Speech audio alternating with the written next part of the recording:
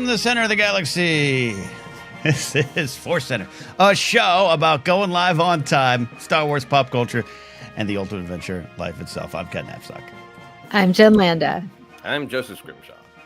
And we're here live on a Monday, 12 noon Pacific, at least where Jen and I are. Joseph, it's a little bit later. And for all of you in the ForceCenter chat, thanks for showing up at 11 a.m. Pacific when I accidentally set the time for yesterday when I was also setting up 3 other live streams and may have crossed some wires.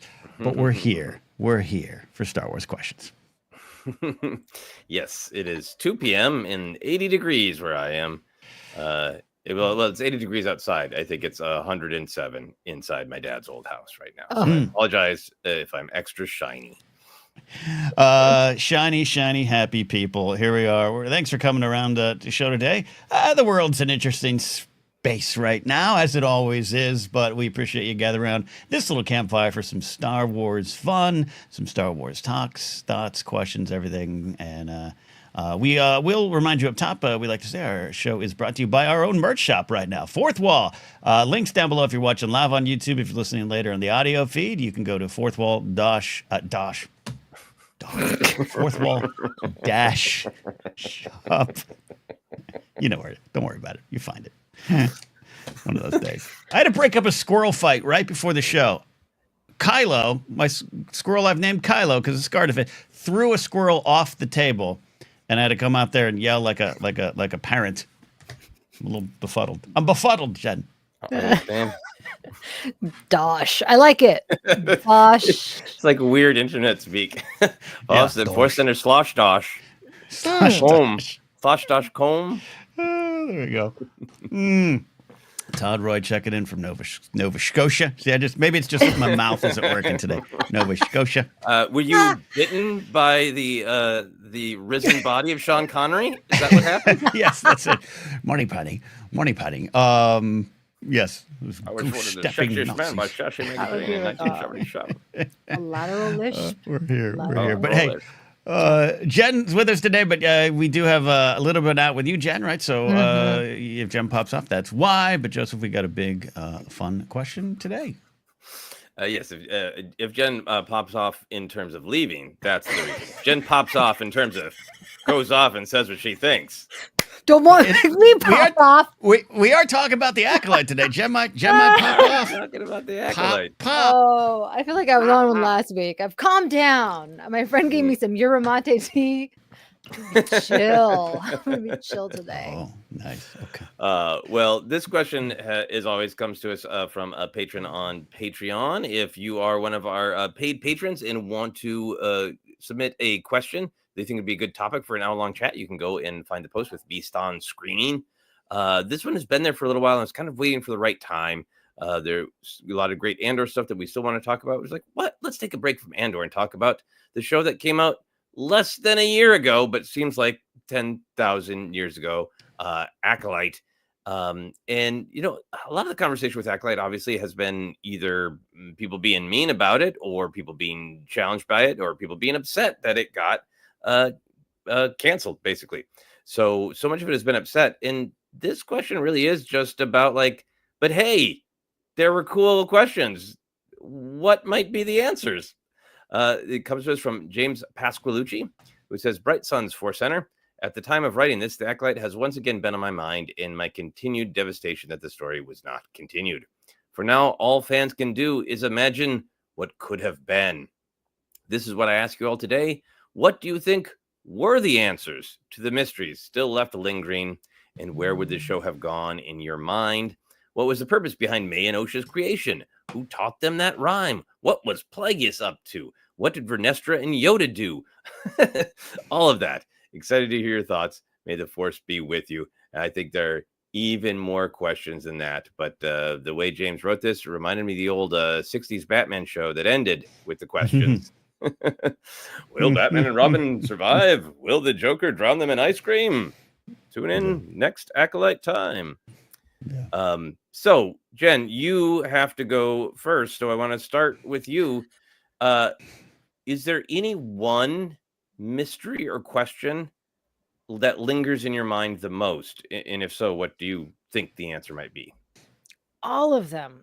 I wanted it to be like a Batman episode because then we would get some answers. It felt very frustrating knowing that's it. We're not getting another acolyte, at least as of now. So for me, Plagueis was the most interesting. I was curious to see how how much they would pull from what we know.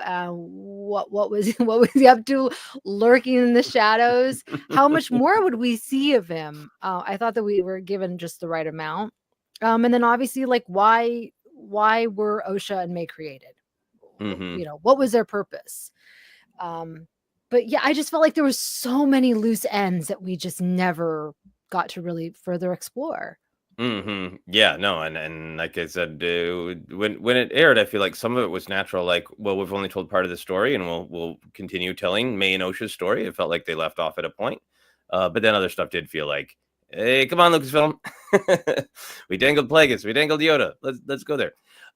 For you, let's talk a little bit more specifically about May and Osha's creation. I haven't watched the show in a while, so everyone feel free to correct me if I say something wrong. But I believe that there was an implication that the they were needed to continue the coven, Mm-hmm. which I think kind of the show had good thematic ties to what is an organization's responsibility toward their own young, with the questioning of how Jedi masters take on Padawans and what right do they have to take a Padawan from their own culture, contrasted with these children have been created and they're clearly loved by the coven, but the coven wants them absolutely to do this ascension process and fulfill some function without which the coven will die. So, Jen, do you have any sort of headcanon on what you think the ascension might have been, or what sort of fun, witchy magic would be necessary for the coven to continue? That they would not die ever. They would have everlasting life. I mean, I have no idea. I feel like we just got a little taste of what they might have been, the intention behind it, and like the experimentation with the Force. And did Plagueis give Mother Anastasia the knowledge to do this? Like, how did do I can't even remember. It's been so long. Do we get that answer? No, no. I mean, and I think that's one of the for me, that's one of the head canon things for me that I'm interested in, is I feel like this is all just total head canon, which is what we're talking about today. I got no evidence for it. I feel like Qimir the Stranger has been double dumped. I think he is somehow much older than he appears, and Hmm. he was lean and dark, and Vernestra got rid of him, and that's why she wants to cover some stuff up. He went to the Sith, and I think that Plagueis got rid of him. But then Qimir found May, this child created of the Force, and then Plagueis is like, oh, okay, I'll sniff around that. A child created of the Force. I think that's where they were going. Not that Plagueis had anything to do with creating May and Osha. I like it much Mhm. more that it was the Coven and Mother Anaseia's relationship and different perspective on the Force that allowed that. And Plagueis is sniffing around a Sith acolyte that he bounced in Qimir, Mhm. because Qimir found these twins, and Plagueis is like, ooh, I want to know about that, which would then lead to Plagueis and Palpatine's attempt to give birth through the Force. That's my wild kind of headcanon of how that string is connected. Makes Uh, sense. Ken, do you have headcanon or opinions about the why of May and Osha's creation? Yeah, Jen, you said it's been a long time.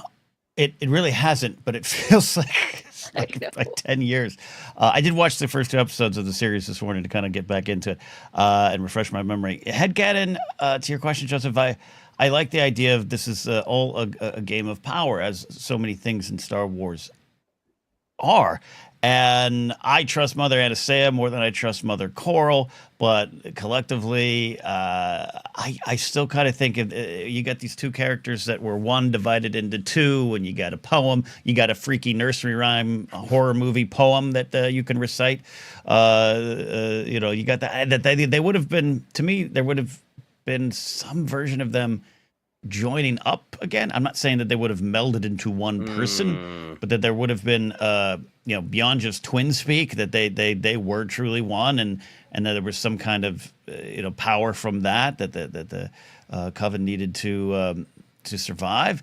As far as the Plagueis thing, I agree with you. I think Qimir, he's pulling a Melisandre from Game of Thrones. He's definitely older. Double dumped, not double Dutch the game, double dumped. And I think Plagueis, is absolutely, I mean, Plagueis looks like a lurker anyways. I don't trust him. That's probably his real, but he was definitely doing some spying. And I think we'll find out. I convinced his name is Pete. Pete Plagueis is like, hey, wait a minute. This is something that I need. It's part of my pursuit. And that the Coven would have to pay the toll to him for whatever happened in the past, even if he wasn't involved in the past. But it was something he was picking up. So I predict utter destruction, I guess, for everyone involved in that. He does have a real dumpster diving vibe. Like he's like, I'm checking up on Qimir, and why are they throwing away these perfectly good donuts at the same time? Kind of vibe. Brian Babcock says, seemed like they were manufactured to be powerful weapons, as we see they all combine their powers together at one point. Yeah, and to James's question about the poem, I feel like May and Osha were taught that by their mothers, by Anastasia and Coral, and I think Coral is kind of depicted as a little bit more of the hardliner, where Mother Anastasia has a little bit more empathy toward them as humans and individuals. I didn't think the show was going this way, but I do feel like they are a little bit separated between instincts. Osha is a child, seems naturally more hopeful and curious, and more reluctant to use her power, and May seems more aggressive and possessive. So I wonder if it is sort of like some of these kind of instincts that we all have, not necessarily just light side and dark side, but some of our, we're a little bit separated. You're supposed to come back together in some way that would help the Coven continue through all time. Maybe all of the Coven could have lived through them, kind of thing. Yeah. And I know in Lucino's novel, I know Plagueis had his moon name of Hugo, right? But Peter Plagueis, Gwen's nailed it. That's how I see it. It's Pete Plagueis. Jeff Wood says first experimentation of creating a dyad. I think that could be true as well, that they're experimenting with that. I do feel like a lot of the tension was about needing them both, right? Because there was, such consternation about they both needed to do the ascension. It wasn't like, we made a kid and a backup. Much more that these two are one. Yeah. And that was, obviously one of the big frustrations is the mysteries, and I don't like throwing darts at the show for not answering all the questions, because I feel they maybe had the belief that they were going to get the chance, which is part of the, Jen, as the tragedy of losing the story, because I think it was just starting to ramp up. And there's a comment here earlier that kind of captures my thoughts on the show at this point, a year out. Obi-Wan Jacoby says, there's some very strong and complicated feelings about the series. I had concerns about what it was doing thematically, but I was compelled by the mystery of it. And I'm very much a year later and watching some of it today, and yesterday too. Like, I still look at some of the things, not even that the show did, but the reactions to it. And Jen, feel free to jump in and even yell at me about some of the complicated feelings that it caused about the Jedi. But it's not the end of the line. And that's the big question is what it would have done with the Jedi at this time. Yeah, I think, the mystery of it, I think I enjoyed it, but I do feel like it needed a season 2. And that's how I felt with Russian Doll when I watched Russian Doll. It's like there's so much mystery in it. And every episode, I think I've kind of figured it out. And it's like, no, I don't know anything. And I like that. It's a little bit different for us as Star Wars fans to view it in that way. But yeah, it was left on such a huge cliffhanger that it is really sad. Somebody said maybe they'll do it in books or something. It's just shocking to me that they had this great story. They have these fascinating characters, and then we may never hear or see from them again, besides there's a couple things that were released, right? Or are going to be The released. Acolyte Wayseeker novel, but that is that's Pre, yeah. Vernestra kind of, I think, bridging her a little bit from the High Republic novels that we knew to the character that we were meeting in the Acolyte. Yeah. So I don't think there's anything announced. Yeah, and there's been some really good discussion about what is a cliffhanger in the chat here. A good discussion of what is a cliffhanger versus what is an incomplete story.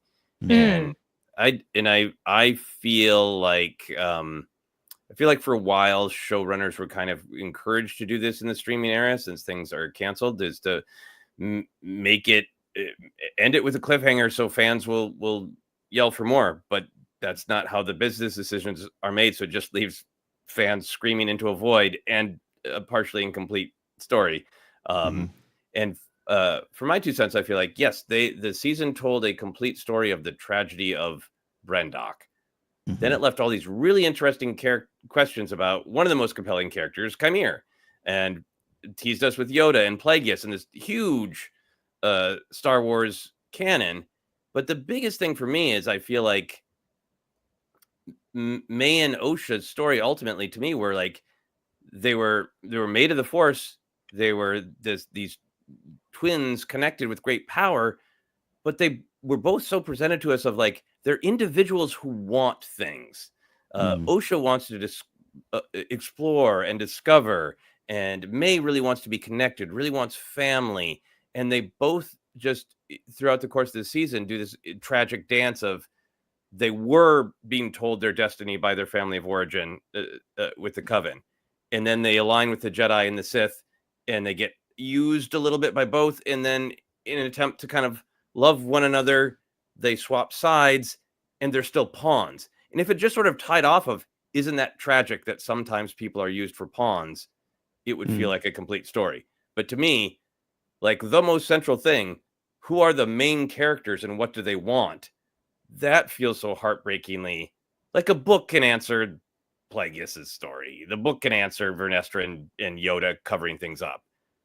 But the main characters, do they ever escape being controlled by organizations and get to make their own decisions? Like that's, in some ways, that's like the least exciting, the least sexy, but it's the most central. It's who the main characters are and what they want. And that's the one that's the hardest for me. That feels like only Leslie Headland and team should tell that story.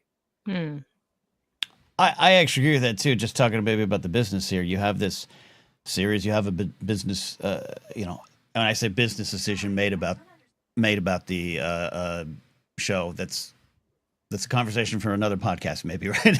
That's a simple way of describing what happened in the show. But this business decision gets made, but you have these giant questions that have implications in Star Wars canon.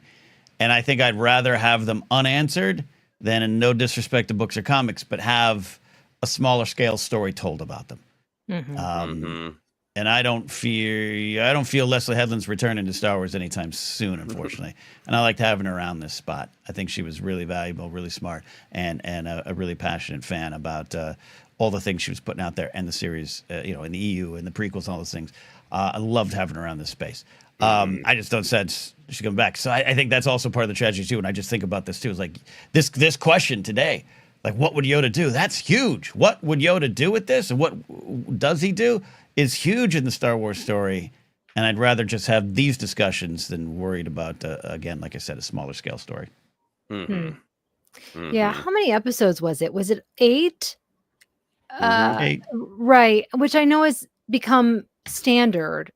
But I really feel like if you were to add a couple more to not just the Acolyte, but a lot like Kenobi, there's just so many where I feel like it just felt short. It felt like an appetizer as opposed to a real full course meal that I wanted. And that's just me being selfish and me being from the older generation where we used to have how many episodes per season? Like, oh my gosh. 22. Yeah, exactly. 22 24. episodes.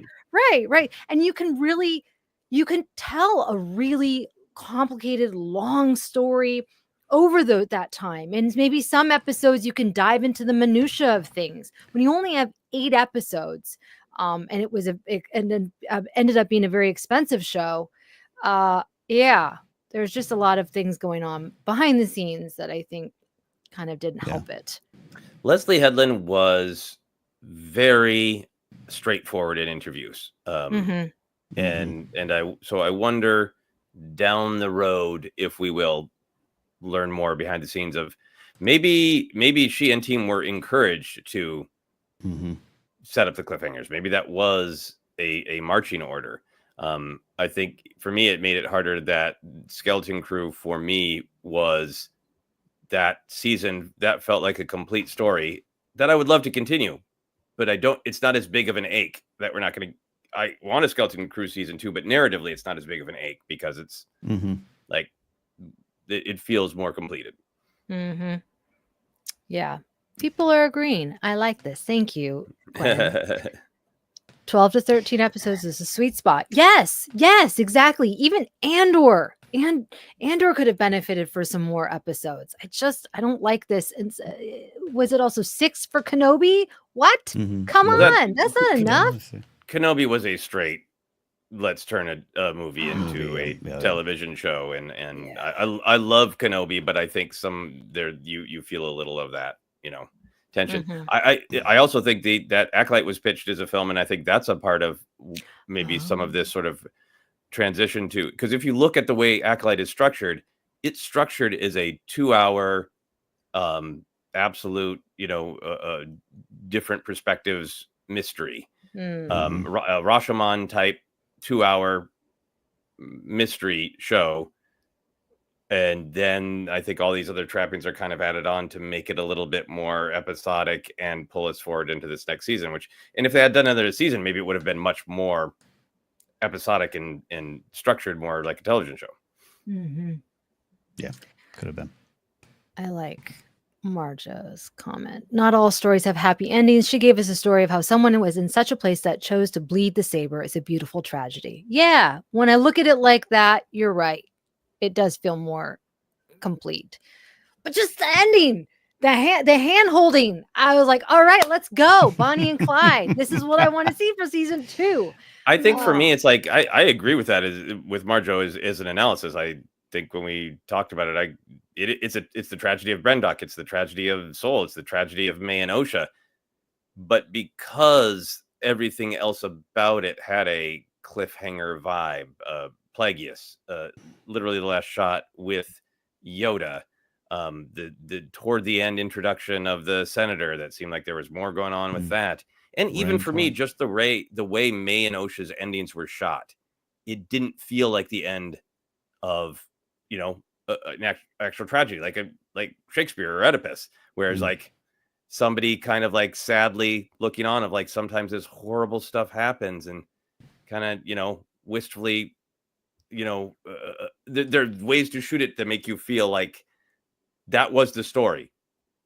And to me, totally subjective, it didn't feel like it was shot that way. It felt like looking at the horizon going, what's next? And, will May, ever have her memories restored? Will Osha doubt her choices? Like all that stuff felt on the table to me. But I agree, narratively, it's a tragedy, and it ended tragically. Yeah, no, absolutely. Jen, where you got that handhold? You got Osha now with Qimir. Where do you want, as a fan of that and fan of them, where did you want that story to go? Does she defeat him, become a Sith apprentice to Plagueis? Does Plagueis destroy both of them? Do they run off and leave it all behind and start a bed and breakfast somewhere? Where do you take them? This is a great point about trust, right? A relationship is built on trust, but how can they really trust each other? It becomes more of like a Mr. and Mrs. Smith type of relationship where you're looking over your shoulder and it's like, is this person going to try and off me? I don't know. That could be fun. That could be really fun to explore. It could certainly create more chemistry, sexual tension between the two. I like that. Make Star Wars sexy again, I guess. Butts and blasters. That's Old right. Butts and blasters landed. Showing up again.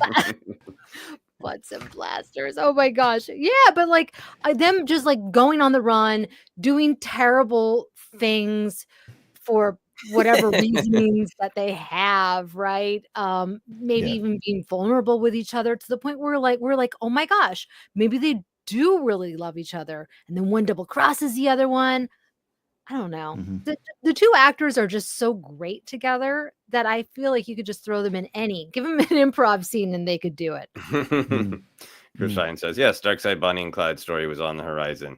Yeah, I agree with that. I think that they set up the stranger clearly thought a lot about what it means to be Sith. He had that sort of little tragic speech he said to himself about wanting an acolyte, but knowing and wanting connection, but knowing that the nature of the dark side means not truly having connection.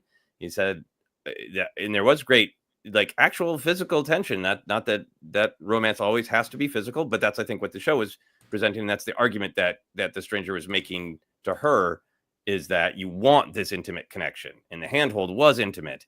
And I would have loved them to be like, okay, the Sith claim they're about passion, so these guys, they Osha and the stranger go around enjoying vengeance, enjoying the dark side, having a butts and blasters fling, but they can't trust each other, so it's empty. Yeah. And how long is that? You know, Osha's flash of fury and killing Soul, like, was well built to in the show, in my opinion. But like, how long is that sustainable for her, and what else does she truly want? Would be great. I was gonna ask you, Joseph, those years of the end, we get Yoda showing up as one of the foremost speakers on Justice for the Jedi. What do you want Yoda to do with this mess? Like, I don't know if Yoda does not seem the burying type to me. I know later on some people have some thoughts of him in the prequels out there in the Star Wars podcast space, in a good natured analysis of Yoda and the Jedi Order's actions in the prequels. But at this point, I don't see him as the just shuffle it under the desk kind of guy. Yeah, and I know listeners have kindly mentioned, without spoilers, because I haven't finished Phase 2 of the High Republic, that Yoda makes some under the rug, I will sweep it choices there. See, so maybe I didn't know that. Yeah, that's I only know that from kind people in the chat. I kind of feel like that conversation is not going to be a fun one for Yoda, because I think it is. My headcanon is that he would not have made the choices that Vernestra did, and Vernestra has now backed him into a sort of political corner with the relationship with the Senate and the public. My thing is, I think, we've got all the scenes of that senator, Raincourt, Raincourt pushing Vernestra, saying the Jedi are dangerous, and I think that Vernestra felt she had a choice between Soul already did some crappy things, so we can frame him for everything, and we can kind of give Raincourt what he wants. He can get his political talking points, and we can all talk about moving and healing.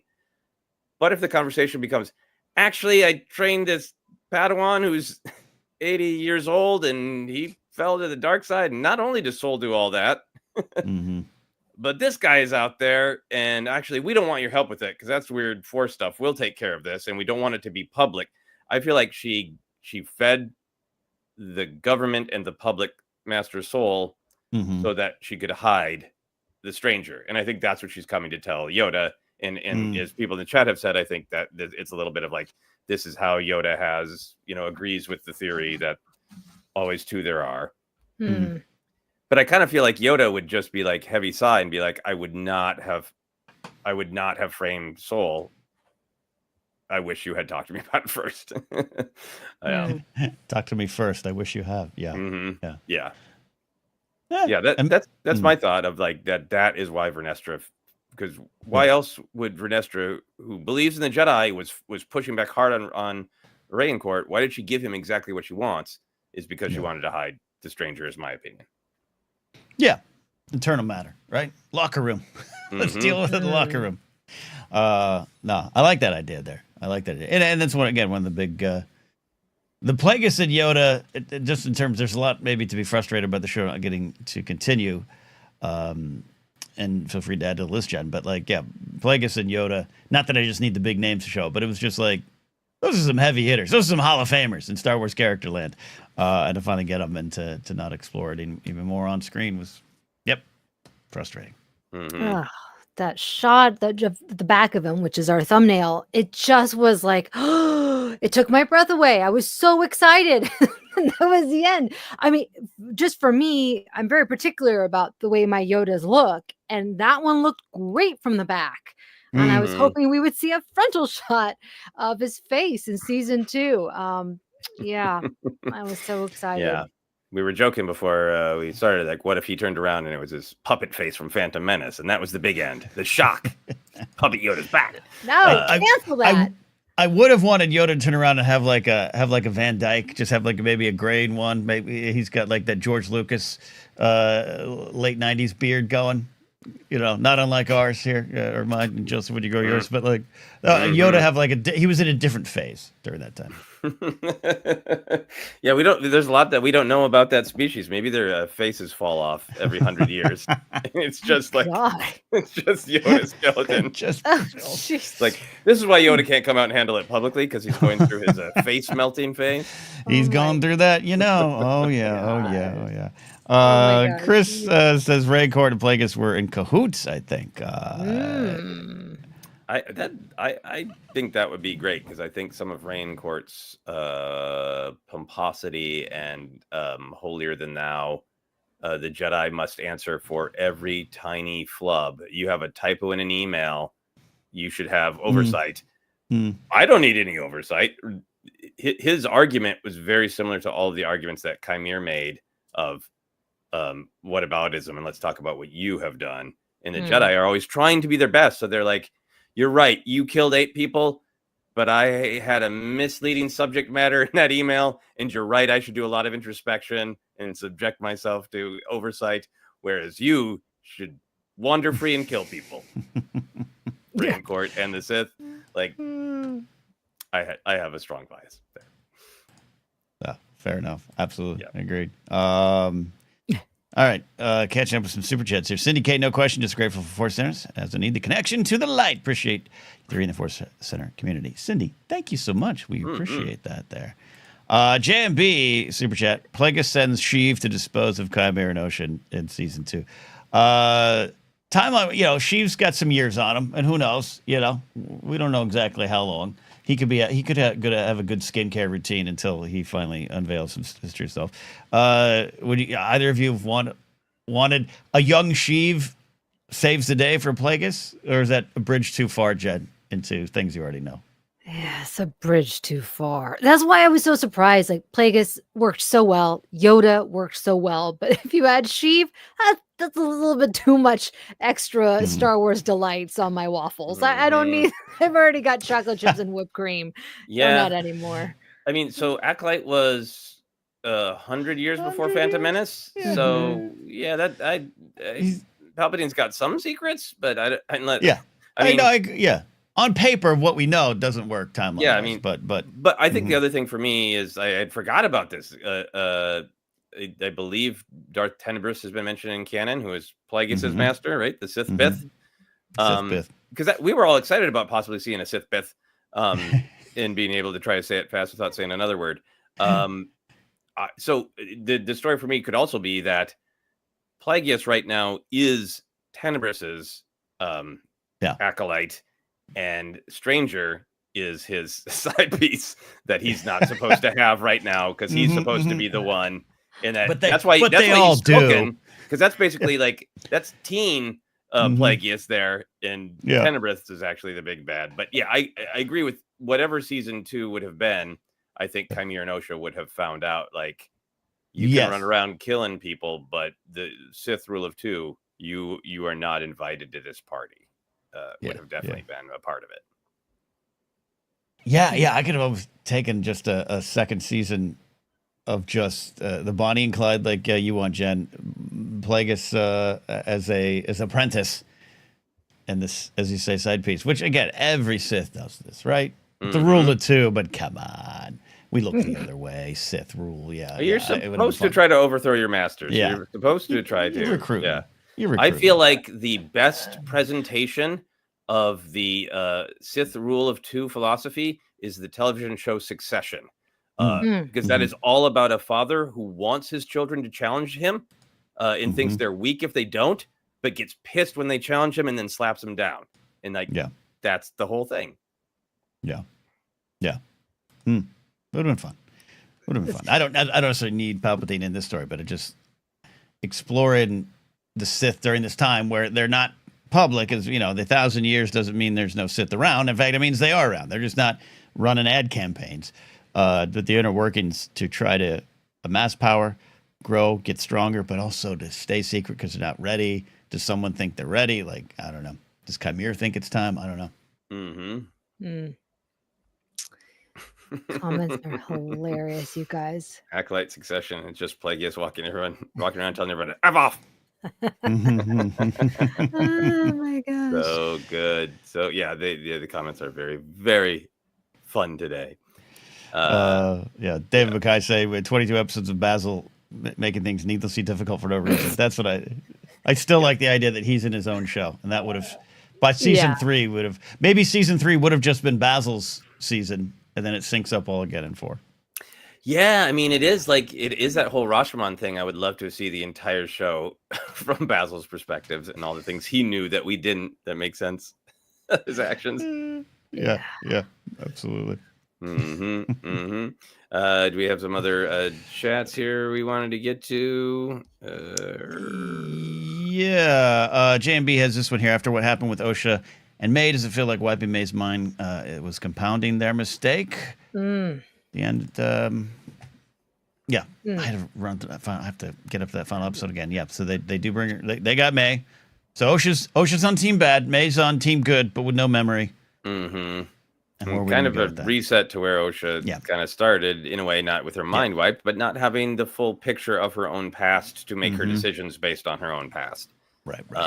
There is a book about trauma called, I believe it's called The Body Always Remembers. I might be remembering that wrong, but I would imagine that she supposedly doesn't remember, her memory is wiped, and somehow she feels something is reconnected to everything that happened. That's what I would imagine would happen in season 2. Slow discovery. Right. Would you want, if the stars aligned and there was a season 2, Jen, where would you want May and Osha to end up? What would you want to happen to them? Would you want them to be able to come together and be sisters? Would you want their story to definitively end in tragedy? Like, not even prediction, but just like in your heart, what do you want for them? Like the Parent Trap. How do they come together?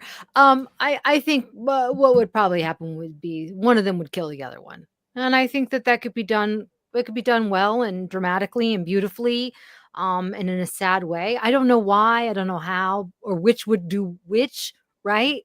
What would be more interesting? Osha killing May or May killing Osha, and why? I don't know. Yeah.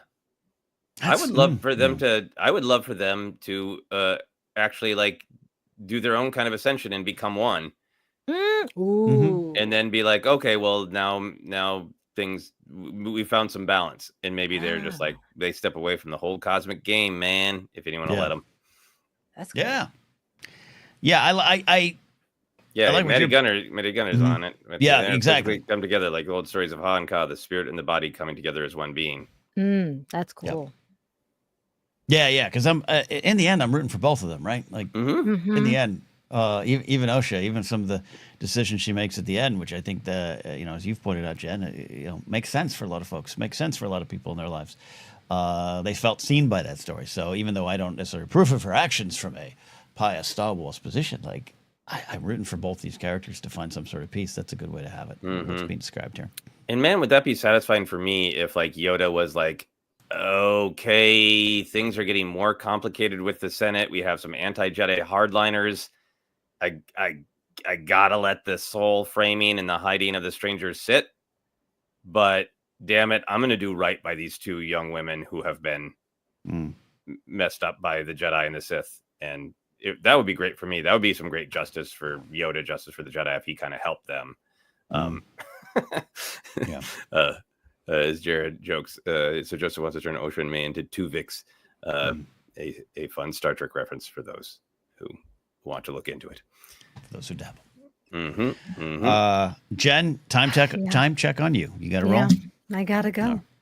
I was gonna make a joke about Sheev doing his freak offs with the Sith, but I'm gonna leave on that note. Joke mate. Go tell your kids. Oh my gosh, I've been following that trial too closely. It's now seeped into every. But anyways, there you go. Yes. Okay. Now, logistically, shall I just? I don't want to end the stream. Just stop your cam, and I will remove you, Jed, and we'll finish uploading your file. There you go. Okay, thank you all. Okay, bye. Bye-bye. Bye, Jen. There you go. All right. We're here for about 20 more minutes. We got some other questions that aren't related to Acolyte, but we got some more Acolyte thoughts we'll get to as well. So catching up with chat here. PLD of PLD Projects. Check out PLD and Maddie Gunner's show, Holy Snokes, if you want. At least give us Disney Plus, a Disney Plus movie to wrap up some things. Even animated will work for me. Animated will work for me. I think someone earlier said, hey, what if Leslie were to come back and do an animated series? I still really, really doubt she'll ever step back into the Star Wars world, unfortunately. But animated work. And I'll say, book and comic, I want to be clear, a book or a comic series, if we get more of it and we actually explore the answer, I want to prop up those mediums. If Leslie's not involved is the problem for me, because this is such a story from her heart.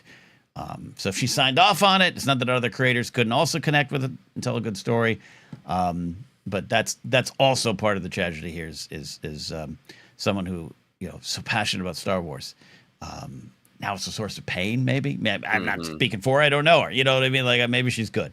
Maybe she got to do it. But that's one of the things that lingers for me too.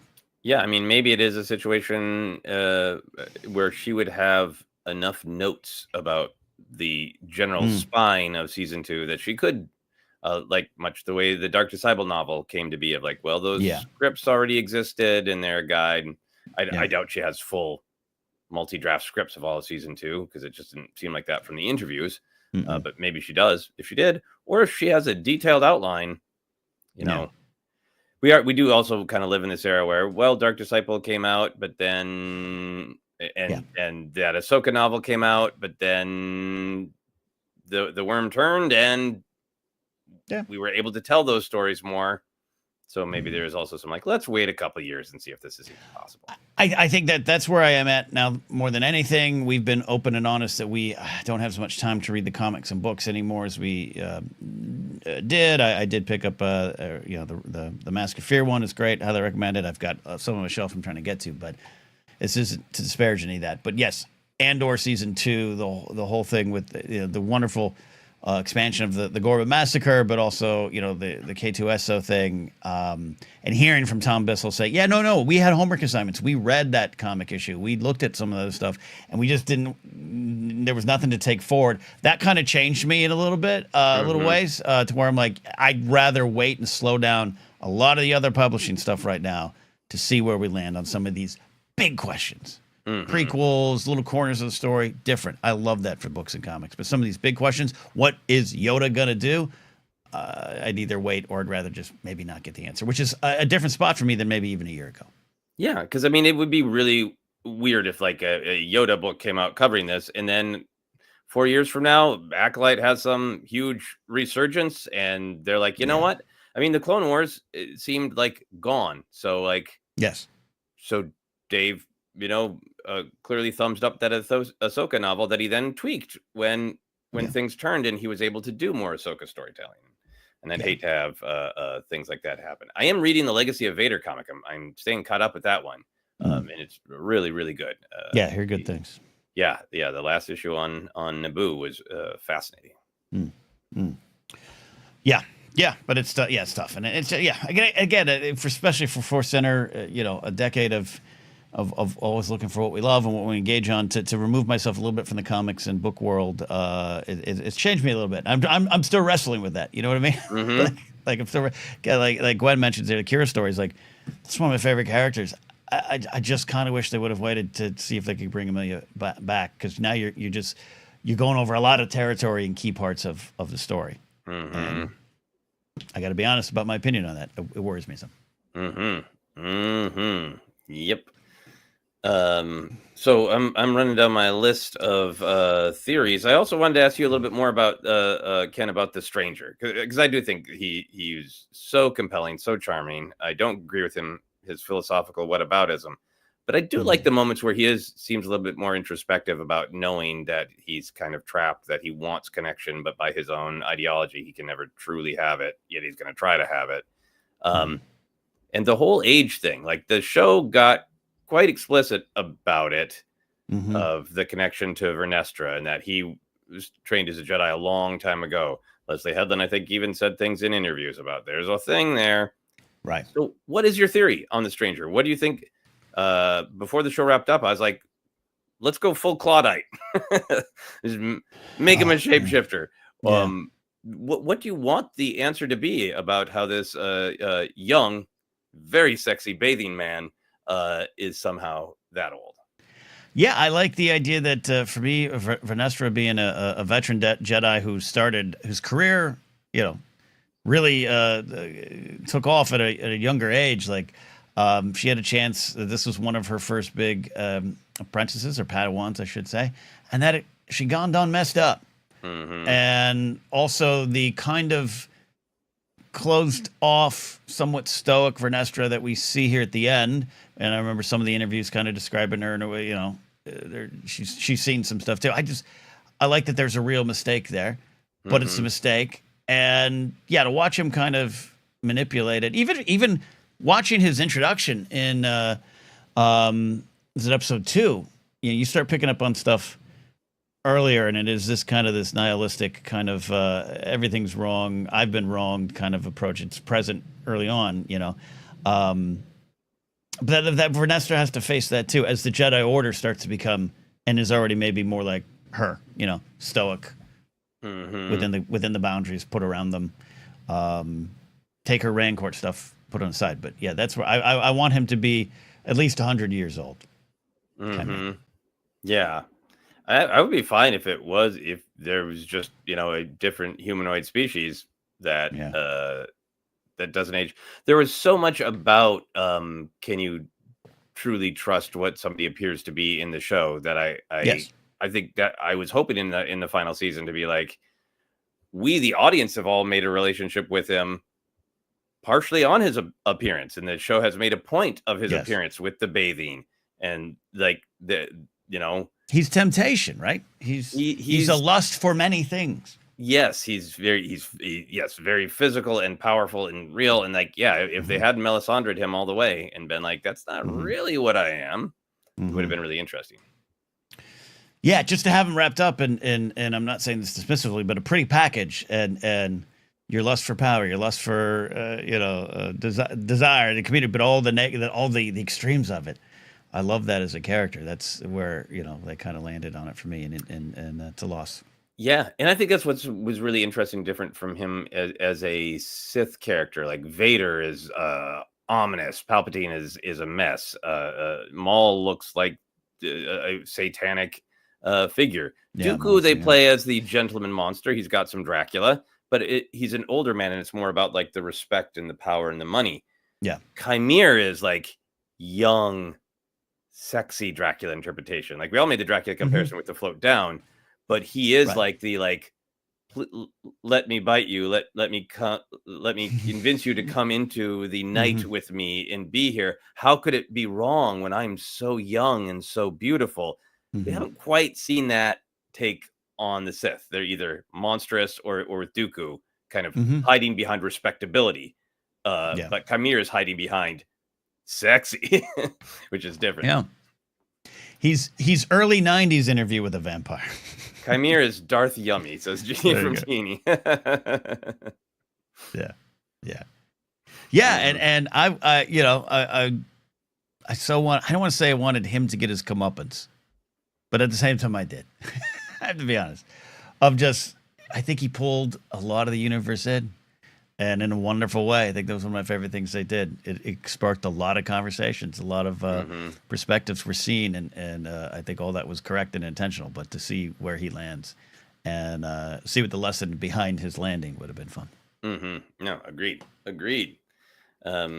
Are there any other specific Acolyte questions that haunt you, Ken?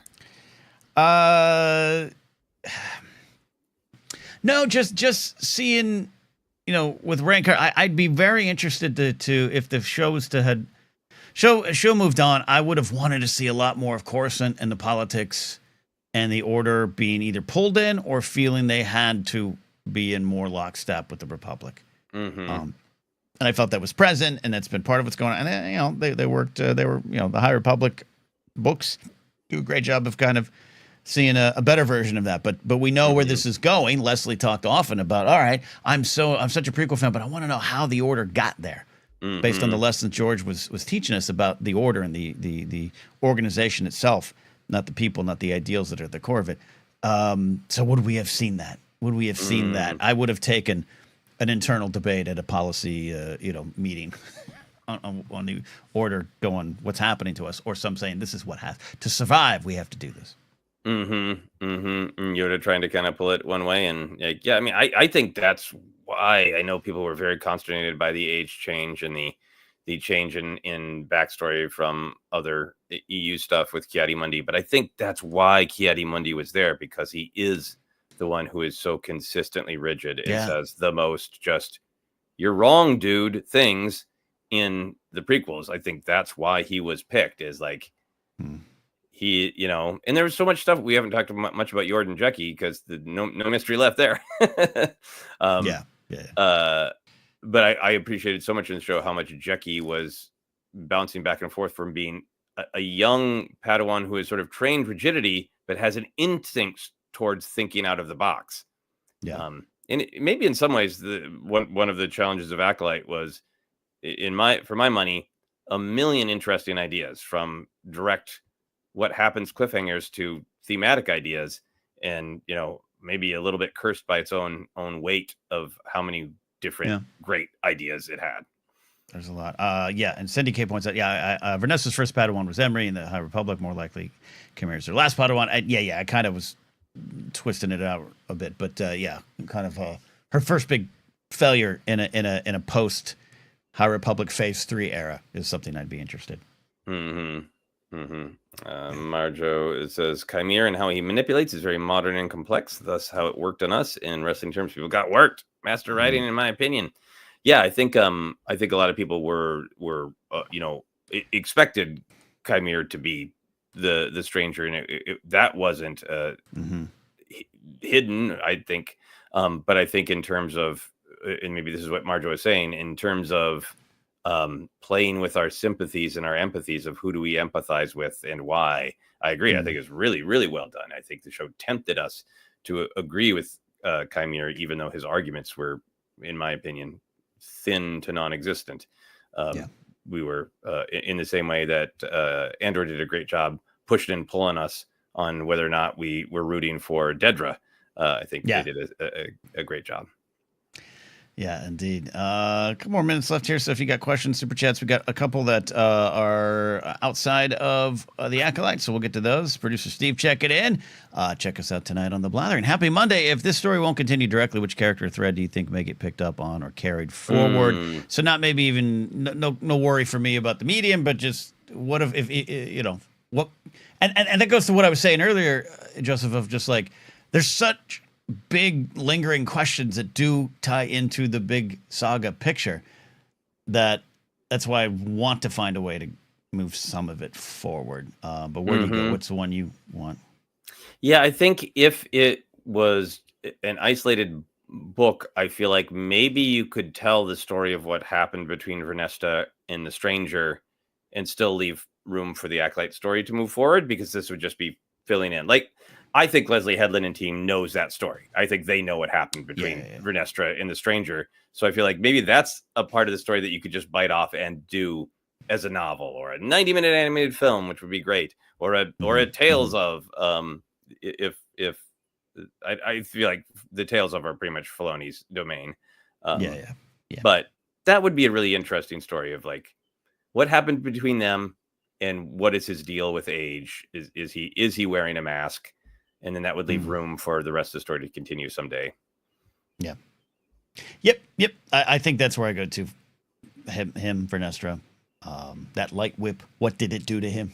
I think that feels like a manipulation and an audience manipulation. Like we're being asked to believe that is the light whip, and that even if it is a light whip wound, what was he doing when that happened? Was that survival? Was that saving people, or was that done to him by Plagueis, or did he do that to himself earlier this afternoon to manipulate Osha and us, the audience? Like I don't trust those light whip wounds at all from Qimir. He's doing was the movie Fear? Wahlberg just hitting himself until the bruise shows. Yeah, I agree, and that's one of my favorite things about the show is even though I will say it caused me some frustration in just the discussion of the show, not on ForceCenter necessarily, but just in the general space of some people just being so ready to pounce on the Jedi. Even with the Coven, Mother Anastasia is a great character. Mother Coral's a good character too, but Mother Anastasia is one of my favorites. I think one of my favorite performances in Star Wars. And just like they did, yes, there was a lot of things done wrong to them, but man, there were so many things we just took their word for. And I want more of that too. But I think the Qimir one's more important. Yeah. All right. Anything final thoughts on the Acolyte question there, sir? We got a couple to play with here. No, let's grab the non-Acolyte questions. All right, PLD, checking back in. A different question. How with the big High Republic initiative wrapping up, do you think we'll get another big book/comic initiative, perhaps in the Old Republic? Michael Siglin talking about not Phase 4, but Phase more. We're going to get more High Republic stories, just in a smaller scale. I don't think you'll see something on this scale right now. I just don't. But if it were, High Republic could work. And I know Mangold's film is not in the High Republic or Old Republic. It's actually probably even before that. But there again, too, let's let that movie come out when it does. We talk about the news tomorrow. But let's let that come out and establish some things that might tie into books, comics, and other things for me. Yeah, I think so.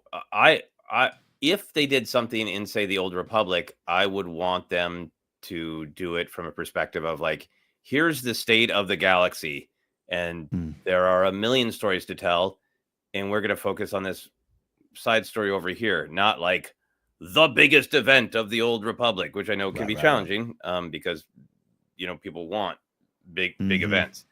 What I hope for is a more contained version of the High Republic. I know the High Republic worked for a lot of people. I think it probably works for the model of like these Doctor Who audios I go on about, made by a company called Big Finish. Their fan base, as I understand it, is deep, not wide, meaning they have a limited number of people, but those people buy everything they put out. So they put out a lot because the limited number of people will buy them, as opposed to the wide, not deep of a lot of people will buy one of these. So I think that must be financially how it works to put out so much storytelling that it's hard to keep up with. So selfishly, I would love it if they were like, we're going to do a 6-book arc and it's all going to be young adult books, or we're going to do a 6-book arc and it's all going to be this, quote unquote adult, and it's going to be spaced out. This selfishly, just so I could keep up with them a little bit more. Yeah, High Republic will go down as a success in my book, and one day I'll finish them. I might just have to read the main ones and just kind of redo that. But it was a lot, man. The comics, it got overwhelming, and that doesn't mean they should stop it on my account or not do that again on my account. I just something to consider. But so we'll see. We'll see. PLD, Old Republic. Old Republic is the era, and I am of the type that just like let's finally do it. Let's finally get there. And again, Mangold's picture would be before that, so that doesn't count for me. But the Old Republic exists. It's popular. Let's explore it in this modern era. This now 10, 12, 15-year modern era that we're in. Yeah. So that one. Buddy Ken Plume checking in with a generous super chat.